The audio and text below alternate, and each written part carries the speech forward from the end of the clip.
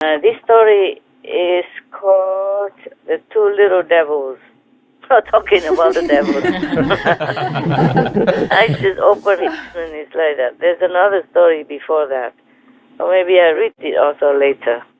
Now, once upon a time, there were two little devils who appeared inside a mezzanine that is reserved for the women in the church or in the synagogue. So they frightened all the women.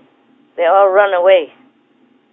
And then the high priest of that synagogue brought out the Torah, the Holy Torah, to read up there in this mezzanine in order to drive these two little devils away. So they disappeared reluctantly because people were reading. The highest priest there was reading the Holy Torah. The Holy Torah, you know? Yes, Master. Yes, Master. Similar to the Bible in Christianity. Yes. Yes, Master. So then they had nothing else to do. They went to bother the two little boys of this highest priest. First, both of the boys became ill. Now, so these high priests in that area had to invite Master Basantop. Basantop, he's very famous in Jewish folklore and spiritual stories. So the master, the venerated master, Basantop came. He came with a secretary or maybe an assistant. And then he requested that they should let him and his secretary stay in an abandoned house. But they should bring the two boys to him. So he and the secretary stay in a wild, abandoned house. At that period of time, it was also the time of the weekly festival, weekly ritual or celebration. Before everyone went to bed, the two devils appeared in front of the door. And then they began to make fun of the venerated Master Basamtov. The way he read the Holy Torah on the Sabbath day. Yes. Yeah, that's a holy day, you know? Yes. Yes, Master. Saturday. That day, all the Jews don't do anything except read the Torah or go to pray in the synagogue or doing things that are unholy, praying or gathering together and discussing the Torah, or anything to do with spirituality, Yes, Master. with God, with holy practice, not doing anything worldly. So that day, normally, the Sabbath day, you should not do anything at all except those related spiritual things or prayers. So the venerated Master Basamtov was reading the Torah because it's especially for the Sabbath day. And these two devils appear at the front door and began to make fun of the way the Master Basamtov was reading the Torah. So Master Basamtov asked his secretary, who was sitting on another bed, he said, "Did you see them as well?" So the secretary, of course, saw them. But he took the blanket and covered himself on the head and said, "Please, leave me alone. Leave me in peace. The two little devils made fun of the venerated Master Basamtov. When they finished, they went toward the two boys. Master Basamtov jumped out of the bed and angrily asked them, "Hey, where do you think you are going?" So one of the devils said, "Is this your business here? What we're doing?" Because they were very arrogant and very disrespectful and rude because they were not afraid of him at all. They thought they had big power, so they were not afraid of him. Yeah. And then they began to copy the way Master Basamtov read the Torah again, just to make fun of him. And then they laughed together, the two of them. That was too much for Master Basantop. So he just waved his hand one time. Both of the devils fell down. Yeah. Wow. Fell plump on the floor. That hurts. And now they began to beg him for compassion, for mercy, for benevolence, for magnanimity, to have a magnanimous heart. Please forgive us and let us go. The Master said, but before everything, I want to let you see how I will heal these two boys. So one of the devils said, oh, how lucky they are that you even came here to heal them, because we have already been destroying the inside of their organs. And we have already prepared that tonight we would kill them. Yeah. They kind of praise Master Basantop, And then they said, it is so lucky that you came, otherwise their organs have already begun to be ruined. And tonight we would have killed them, killed these two boys. So lucky that you are here, that they might live.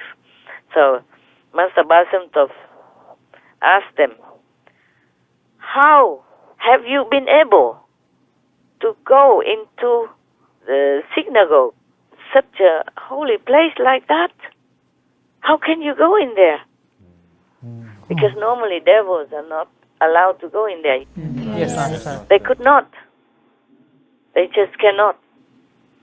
So the two devils answered him, oh, we could do that. We could go in there thanks to the man who reads the Torah. Thanks to the man who leads the prayers. He is a great playboy. A big time.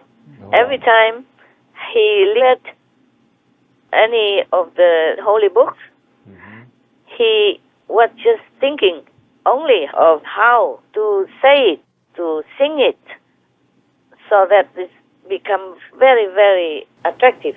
One moment. Oh, nothing. Just rain by me. I told you, if we had pancakes, it would be good. But you don't have rain there. So. And it's not your Tuesday there, and it's not raining, so forget about it, yeah? Tuesday pancakes is in Europe. Do you have them in America and all that? No, Master. No? So where does Tuesday pancakes come from? Never heard of that one before. Probably France. Where was I when I heard about that? Tuesday pancakes, maybe in England. Who cares? We don't have any anyway. So it doesn't serve a Tuesday, Wednesday, whatever. You eat whatever the kitchen gives, right? Tuesday or not. Yeah? Yes, Master. Do they cook well for you? Yes, very well. You happy? Yes, Master. I was kind of worried maybe you're not used to the food. But it's okay, huh? You can try to cook something yourself if you don't like it. So because of him, because of this lead reader, we can go in there, yeah? Because he was always thinking about how to make it the most attractive so that all the women would like his up and down and melodious voice so that he will have a chance to sin with them. But these women, they were also thinking of sinning with him as well. So from these energies, from these thoughts of physical, sexual desires, both of us were born. No, it's true like that. It's not just a story. This story mentioned it, but it's a true thing. Yes, Master. That our energy will create something, finally, at the end, when the energy is strong enough to manifest into something physical, or almost physical, or even invisible, or astral level type. Thus, both of us were born from this kind of energy and a sexual desire and thinking. So we are one male and one female. One male devil and one female devil. All right. Yeah. We were born right inside that synagogue. Wow. Yeah, from that energy. Because every day or so often he goes there and he sings with his voice and tries with all his might to charm the woman. And the woman were also mesmerized by it. Wow. Thus, this lowly energy and sexual unholy desire inside the synagogue became more and more built up. And so both these devils, one man, one woman, were born right in the middle of the synagogue. That's why. Yes, Master. That's why they were there. It's not like they came in from outside. Yeah, they were born inside there through this energy. After that, after hearing the two devils confess thus, the venerated master Bashem Tov went out to look for an abandoned well, and then exiled them there. I mean, telling them to stay inside there, inside that abandoned well. Yeah, far away from anywhere that any humans inhabited. Well, that's it. The story ends. Thank you, Master. You see, that's why all the masters taught us that body, speech, and mind, thinking also, have to be pure, Yes. have to be good. Therefore, not that everyone who volunteers or is assigned to do holy work inside any holy temple or synagogue or church or mosque is pure and holy. That's true. Thus, they could damage the energy, the atmosphere of that holy place Right. and infect other people. Yes. If the energy is strong enough, it manifests into these kind of devils like we have just read. If it's not strong enough to manifest into the physical presence, it could manifest into an astral presence and also disturb people, making people sick, making people's prayers not come true, distracting them or infiltrating their minds and making the people not pray rightly or not sincere or having bad thoughts or negative thoughts or sexual desire right there. Even if it's not manifested into devils or astral devils, the bodies, the energy is still very bad for the people. That's why if you go to the ashram to meditate or listen to the master's talk, you should check your body, speech, and mind. Okay? Yes. Yes, Yes, Master. Master. I don't mean just you, I mean you, all of you out there. Thus, now you know why many priests, they are no good like that. Yes. Yes, Master. They molesting children, raping children, or murdering children. Oh, yeah. It might be their own characters. It might be also that they are influenced by the predecessor kind of energy, okay? Bad energy. Yes, right. Or low desires. This kind of thought people cannot see, of course. Or some people can, because some people can read minds. In Buddha's time, many could. Buddha could also read minds. They know what you're thinking, what you're doing. But mostly people don't see it.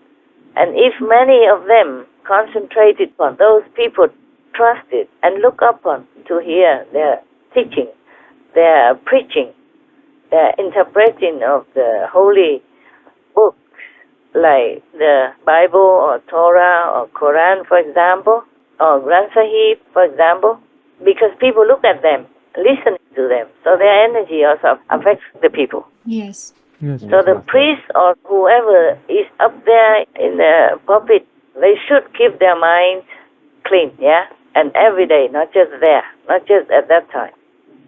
Thus, I told you, these pedo priests and the Pope, they are not pure, they are not clean. They should be kicked out of the Vatican. Otherwise, they infect everybody. Yes. Yes, Master. Because people trust them, and when they trust them, they look at them with adoration, with respect, and the energy exchanges. Yes, Yes, yes, Yes. Master. When you look into people's eyes or their faces, whatever they have in there, you share. That's why these priests are no good, no matter where they are sent to. Yes, Yes. Master.